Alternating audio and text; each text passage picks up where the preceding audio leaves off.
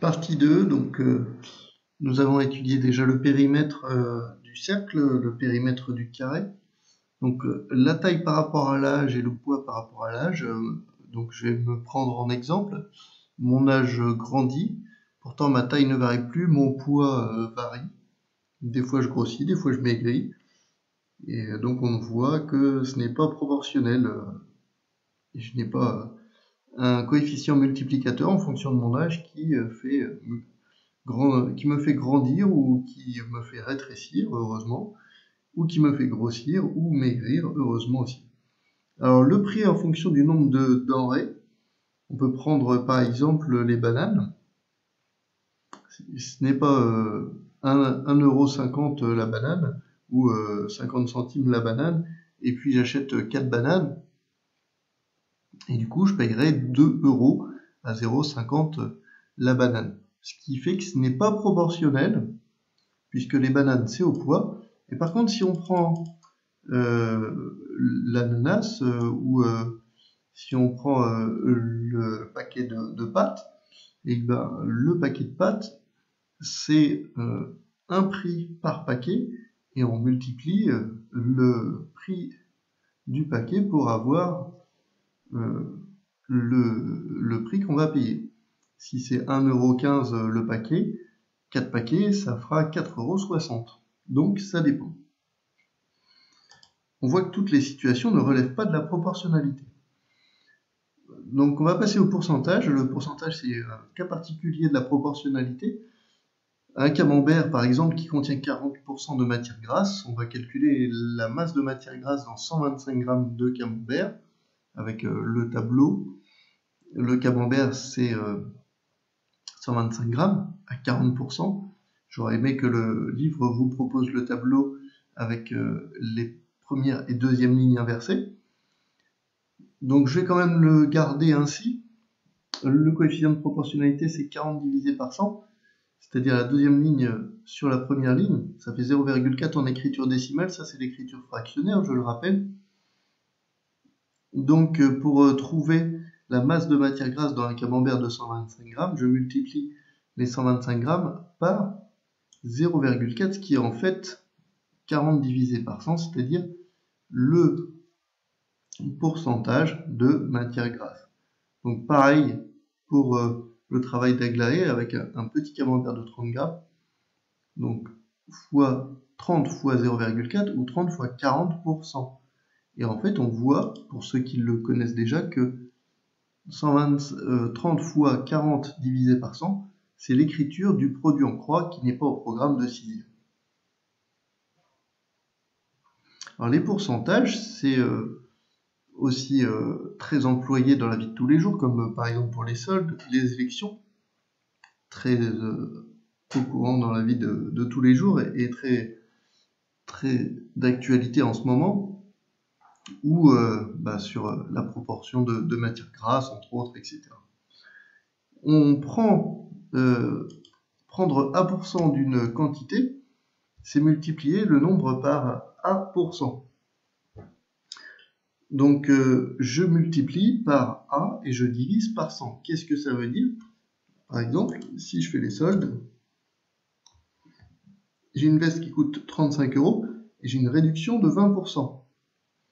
C'est-à-dire de 20 divisé par 100, de 0,2. Quand je calcule 20 divisé par 100, ça fait bien sûr 0,2. Je voudrais calculer déjà dans un premier temps la remise avant de savoir combien cette veste va me coûter une fois la réduction faite. Alors bien sûr, il faut que je trouve qu'elle va me coûter moins cher. Donc 20%, je vais effectuer 35 fois 20 divisé par 100 fois 20%, ce qui me donne 7. La réduction, c'est 7%. Et pour obtenir le nouveau prix, alors le coefficient de proportionnalité, ici c'est deuxième ligne sur première ligne. À nouveau, pour obtenir le nouveau prix, il suffit de soustraire la réduction au prix d'origine. 35 moins 7, ça fait 28. Voilà, deuxième ligne sur première ligne, donc c'est 5. il y a le coefficient de proportionnalité, comme je le disais tout à l'heure, mais je n'ai pas fini ma phrase, c'est fois 5, ici, donc on multiplie 20 par 5. Alors, quel nombre est multiplié par 5 pour trouver 35? C'est 7. Appliquer un pourcentage, d'après la définition, pour appliquer un pourcentage de A%, il suffit de multiplier A par A sur 100. Dans une classe de 20 élèves, 55% sont des filles. On va déterminer le nombre de filles en effectuant le calcul suivant. 55 sur 100 fois 20 égale 11. Il y a donc 11 filles dans la classe. On reprend la définition du pourcentage. C'est une fraction de dénominateur 100, pardon. C'est une fraction de dénominateur 100 et on multiplie par 20. Donc 11 filles dans la classe. Mais on peut passer par l'unité comme on en avait parlé tout à l'heure. Qu'est-ce qu'un élève?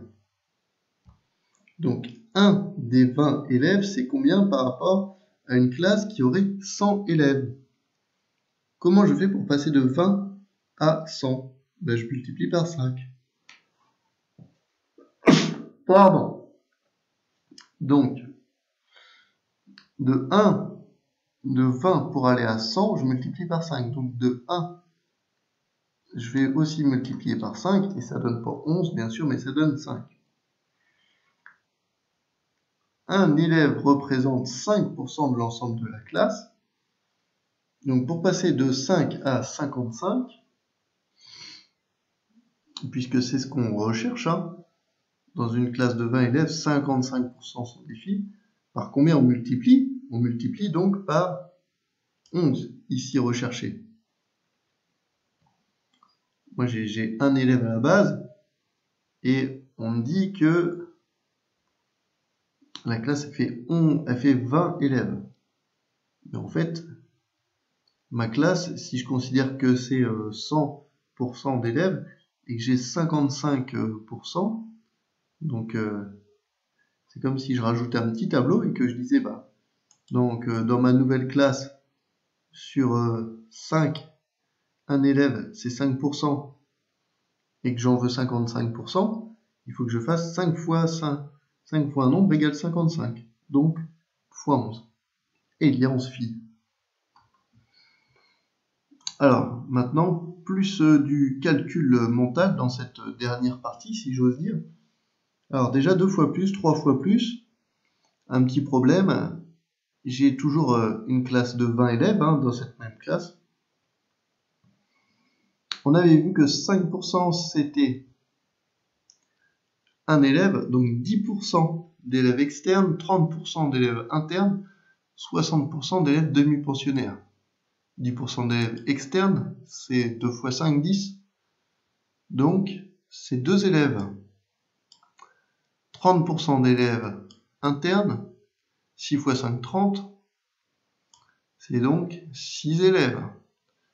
Ou 30%, c'est aussi 3 fois plus que 10. Et enfin, 60% d'élèves demi-pensionnaires, c'est 60%, c'est 2 fois plus que 30. Donc c'est 12. C'est 6 fois plus que 10. Donc c'est à nouveau 12. 6 fois plus que 2, c'est 12.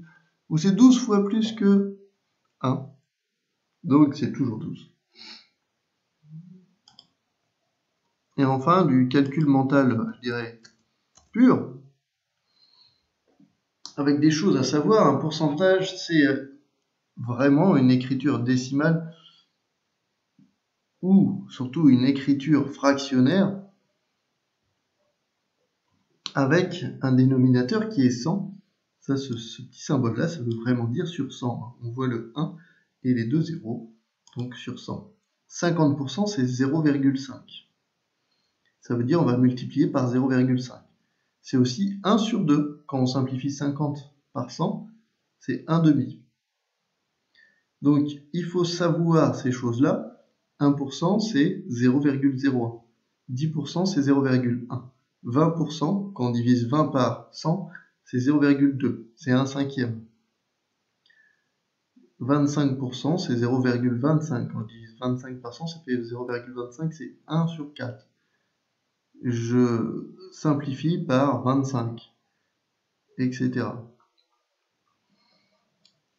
En France, la consommation d'eau domestique par habitant est environ 140 litres par jour. Seulement 7% de la consommation totale d'eau domestique sont réservés à la boisson et à la cuisine. Combien cela fait-il de litres? Deux méthodes. La méthode plus rapide, qui est la méthode 2. Il n'y a pas de méthode favorite, vous pouvez faire la méthode que vous voulez. Je fais 140 fois 7 divisé par 100, je trouve 9,8, pas de problème. J'utilise toujours le tableau. Donc j'ai 140 litres, ici, pour la consommation totale, et je cherche le coefficient de proportionnalité 7 pour 100. Donc je divise la deuxième ligne par la première ligne, 7 sur 100, et comme je remonte le tableau, je fais une division. 140 divisé par le coefficient de proportionnalité, c'est-à-dire 100 sur 7. On prend la calculatrice pour faire ces calculs-là, et ça fait 9,8. Deuxième exercice. Il faut les faire avant de voir la correction, bien sûr. Si vous ne les faites pas, une lecture aussi rapide de la correction n'apporte rien. Même si on dit « Oh, j'ai compris, c'est facile », on peut toujours faire une faute. Le territoire de la France, terre et mer, occupe 10 950 000 km². Les 10 parcs nationaux représentent 0,5% du territoire national. Quelle est la surface totale des parcs nationaux? Donc ça, c'est la première question. On peut le faire dans un tableau. Encore une fois, 0,5 sur 100. Coefficient de proportionnalité, donc c'est 100 sur 0,5, ça fait 200. Et comme je remonte le tableau, je fais une division. 54 750. Ou alors, je fais avec le pourcentage 10 950 000 fois 0,5 sur 100, 54 750 km². Et deuxième question, le parc amazonien de la Guyane occupe 62% de la superficie totale des parcs nationaux. Donc des parcs nationaux, c'est-à-dire de la réponse trouvée au petit a de 54 750. Quelle est sa superficie? Alors soit on refait un tableau, encore une fois, donc 54 750 fois divisé, puisqu'on remonte le tableau, par le coefficient de proportionnalité, deuxième ligne sur première ligne, 100 divisé par 62, 33 945, ou on multiplie par le pourcentage, 62 sur 100, et on retrouve le même résultat. Voilà, n'hésitez pas à poser des questions sur cette explication de courbe, et bon travail à vous!